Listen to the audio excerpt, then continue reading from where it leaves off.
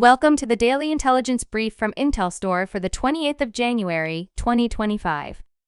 In today's top renewable energy news, America currently has 73 gigawatts of offshore wind capacity in various stages of development.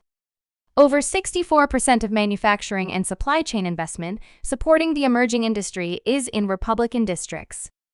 In total, $3.4 billion has either been invested or pledged to Republican districts to build a domestic offshore wind supply chain.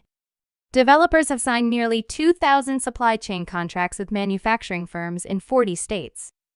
Union leaders and labor advocates have pointed to this Republican support for certain IRA incentives and the historic success of the onshore wind industry in Republican states as reasons to remain hopeful about offshore wind-related jobs.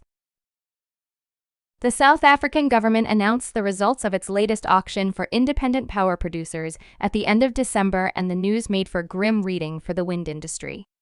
While the government awarded preferred bidder status to 8 solar projects with a combined capacity of 1,760 megawatts, it demurred on selecting any new wind power capacity.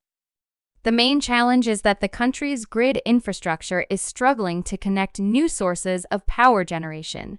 Grid bottlenecks are most severe in the relatively remote areas in the west of the country where wind power potential is greatest. Wind project developers that place turbines in less favorable areas generate less power, meaning they are forced to charge higher tariffs to ensure a return on investment.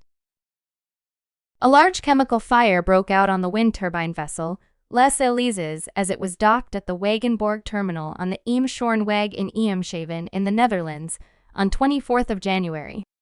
No injuries to crew members have been reported so far, and the fire has been reported to be now under control. The fire reportedly broke out in the batteries in the technical area of the ship. The crew on board the vessel immediately began trying to extinguish the fire, but soon realized that the chemical fire was not going out. The vessel is owned by the Belgian company Jan De Nul and is used for the transport of wind turbine components. Over the past 2.5 years, solar and wind energy combined have prevented $15 billion in natural gas imports, reinforcing Turkey's energy independence and reducing dependency on fossil fuels.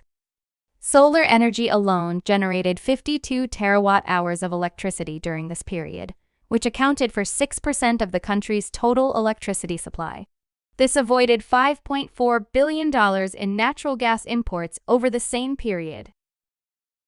You can learn more about all of IntelStor's market and sales intelligence offerings at www.intelstor.com and subscribe to our channel today.